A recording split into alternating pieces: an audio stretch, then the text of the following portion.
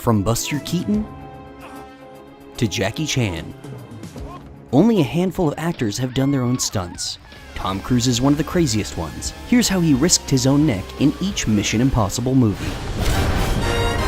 Tom's Mission Impossible stunts have been getting more and more insane with each film, since Brian De Palma directed the first one in 1996, where he hung by a line down the middle of a room while performing all acrobatic moves like a gymnast,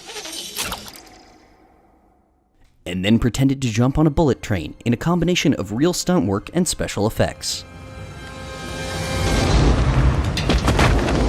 These shots of him hanging to the train, however, were real. But this was nothing compared to the sequel, where Cruise actually performed some of these amazing stunts at Dead Horse Point, Utah for the beginning of the film.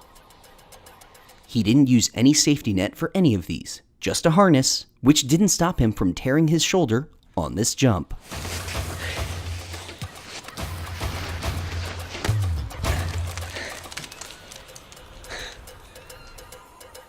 Directed by John Woo, the sequel also included extreme bike stunts performed by Cruise, and slow-motion doves performed by, well, stunt doves.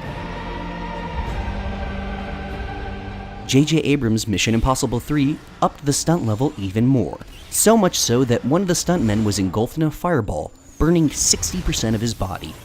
Cruise, in comparison, only cracked a couple of ribs during his stunts, and some of them required heavy computer graphics, like the scene where he swings from a skyscraper. While Tom performed all of the stunts, they had to use a computer-generated cityscape because there was no place for the camera at the actual location. Tom actually chose to do this run and this jump. It allowed us to start on him, let him perform this moment, of gearing up. It allowed us to follow him as he went off. Unlike in Brad Bird's Mission Impossible 4, where Cruise actually dangled from a real skyscraper. And not just any skyscraper, but the world's tallest building, the Burj Khalifa in Dubai. It is possibly one of the most spectacular stunts in movie history, if it weren't for this stunt in the fifth Mission Impossible movie directed by Christopher McQuarrie.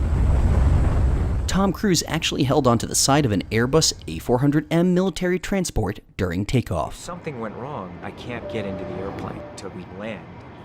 Okay guys, please take your seats. While that was the most spectacular stunt so far, it wasn't the most difficult. This scene, in which Cruise had to jump from a 120-foot ledge and then hold his breath for 6 minutes, was the most dangerous to Cruise's life. According to the stunt coordinator, Wade Eastwood, Cruise was able to do it after being trained by a freediving record holder. Eastwood also claims that Mission Impossible 5 is the first movie in which Tom Cruise is Ethan Hunt in every single shot. Whether this is true or not, it will be fun just the same. What are you talking about? Do you have a favorite Tom Cruise stunt from Mission Impossible or otherwise? Leave a comment below, and don't forget to like and subscribe for more IO9 videos.